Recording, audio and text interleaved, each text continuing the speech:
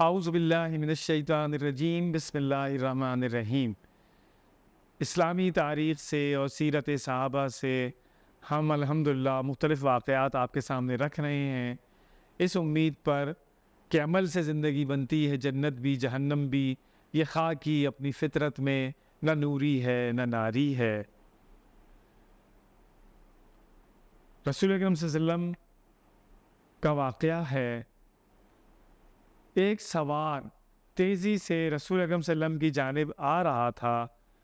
نبی اکرم صلی اللہ علیہ وسلم نے جب سوار کو دیکھا تو آپ نے صحابہ سے فرمایا، لگتا ہے کہ یہ تمہاری ہی ارادے سے آ رہا ہے۔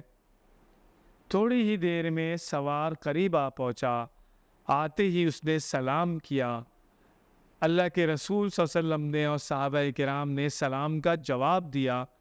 آپ صلی اللہ علیہ وسلم نے اس سے دریافت کیا کہ کہاں سے آئے ہو؟ اس نے جواب دیا، اپنے گھر اور اولاد اور قبیلے کے پاس سے آ رہا ہوں۔ آپ صلی اللہ علیہ وسلم نے پوچھا، کہاں کا ارادہ ہے؟ اس نے جواب دیا کہ اللہ کے رسول صلی اللہ علیہ وسلم کے پاس جانے کا ارادہ ہے۔ جب آپ نے اس کے سوال کا یہ جواب سنا تو آپ صلی اللہ علیہ وسلم نے فرمایا کہ تم نے اللہ کے رسول کو پا لیا ہے اور میں ہی اللہ کا رسول ہوں۔ سوار نے جب یہ بات سنی تو اس نے آپ صلی اللہ علیہ وسلم سے دریافت کیا کہ مجھے ایمان کے متعلق بتائیے کہ ایمان کیا ہے۔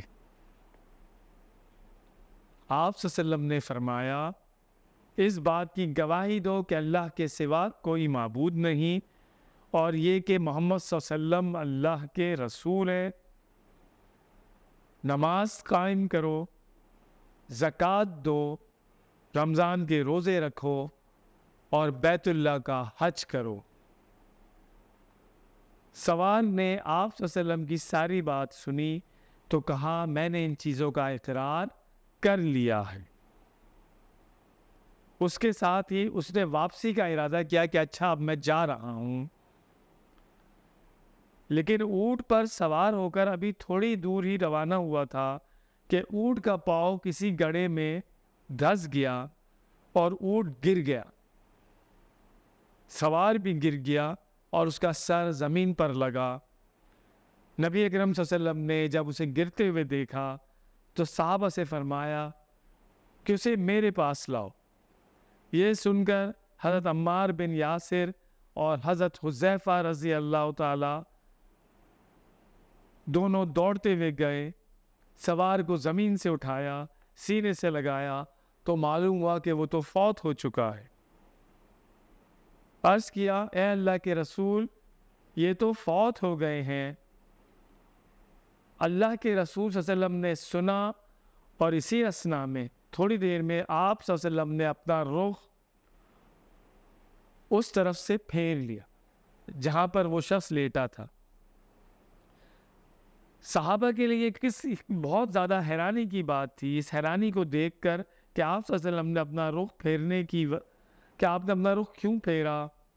صحابہ نے آپ سے پوچھا تو آپ صلی اللہ علیہ وسلم نے بتایا کہ میں نے یہ دیکھا کہ 2 فرشتے اس کے منہ میں جنت کے پھل ڈال رہے ہیں، تب مجھے یہ معلوم ہوا کہ یہ بھوک کی حالت میں فوت ہو گیا ہے۔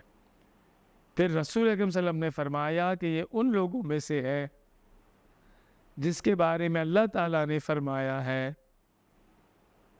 قرآن کی آیات کا ترجمہ یہ ہے، اللہ تعالیٰ فرماتے ہیں، حقیقت میں تو امن انہی کے لیے ہے اور راہ راست پر وہی ہیں جو ایمان لائے ہیں اور جنہوں نے اپنے ایمان کو ظلم کے ساتھ آلودہ نہیں کیا۔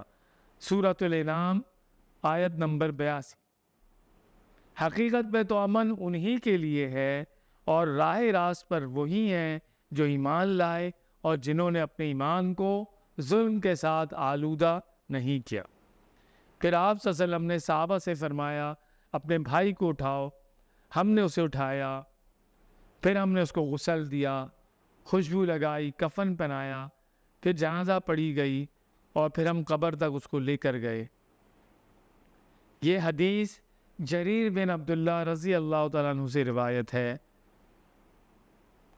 اور بعض روایات میں ایمان لاتے ہی فوت ہو جانے والے اس صحابی کے حوالے سے یہ اضافہ بھی ہے کہ یہ صحابی ان لوگوں میں سے ہیں کہ جنہوں نے عمل تھوڑا کیا اور اجر زیادہ پایا، جنہوں نے عمل تھوڑا کیا اور اجر زیادہ پایا۔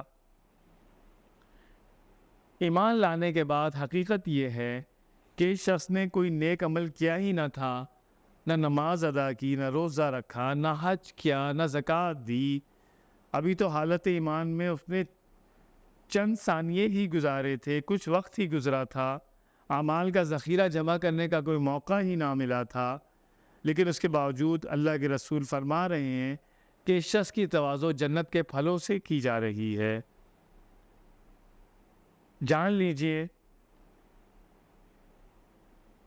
کہ آخرت میں جنت کا حصول اچھے اور نیک اعمال کے ساتھ ہی مشروط ہے، لیکن اگر کسی نے نیک اعمال کا ارادہ ہی کر لیا ہے اور وہ اعمال کا ارادہ کرنے کے بعد ہی اگر وہ فوت ہو جائے تو اللہ تعالیٰ اتنے کریم ہیں، اتنی مہربان ذات ہے کہ بغیر عمل کے ہی اس عمل کو دگنا چوگنا 10 گنا بڑھا کر اس کے نام اعمال میں ذخیرہ کر دیتے ہیں۔